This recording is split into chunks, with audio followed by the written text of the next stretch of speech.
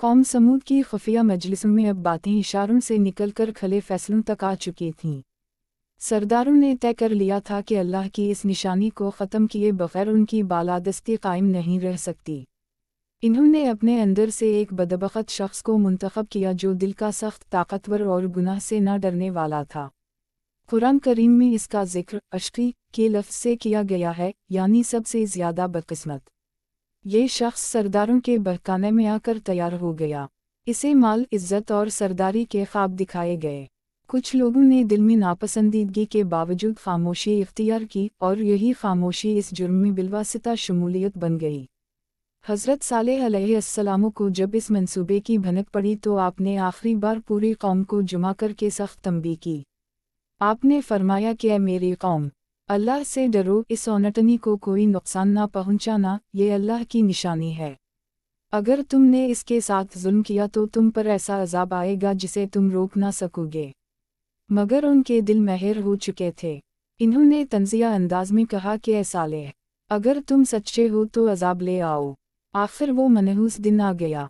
औनटनी हसब मामूल पानी पीने के लिए आई।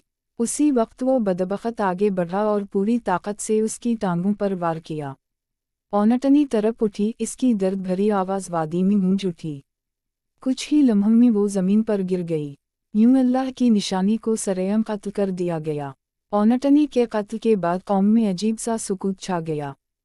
कुछ लोग खौफ से कांप रहे थे, कुछ खुशी मीना रहे थे और कुछ ऐसे भी थे जो पशीमानी के बावजूद कुछ ना कर सके। हज़रत सालेह अलैहिस्सलाम इस मंज़र को देखकर गमज़दा हो गए। आपने फरमाया कि तुमने बहुत बड़ा जुर्म कर लिया है। अब अपने घरों में 3 दिन तक फ़ायदा उठा लो, इसके बाद अल्लाह का अज़ाब कर रहेगा।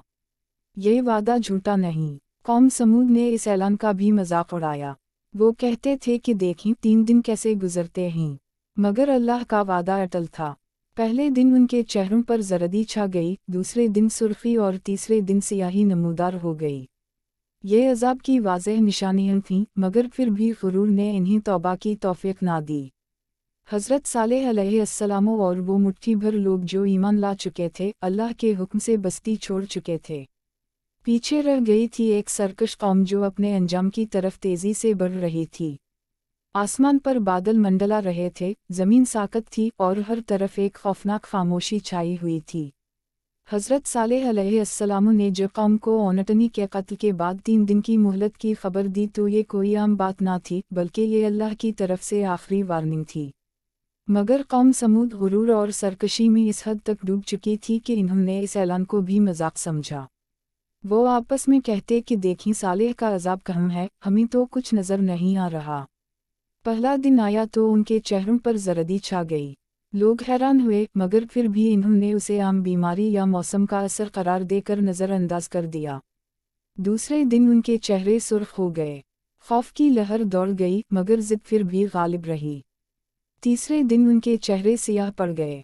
अब हर शख्स जान चुका था कि ये कोई आम बात नहीं, बल्कि अल्लाह का वादा पूरा होने वाला है। इस दौरान हज़रत सालेह अलैहिस्सलाम अल्लाह के हुक्म से ईमान वालों को लेकर बस्ती से निकल चुके थे।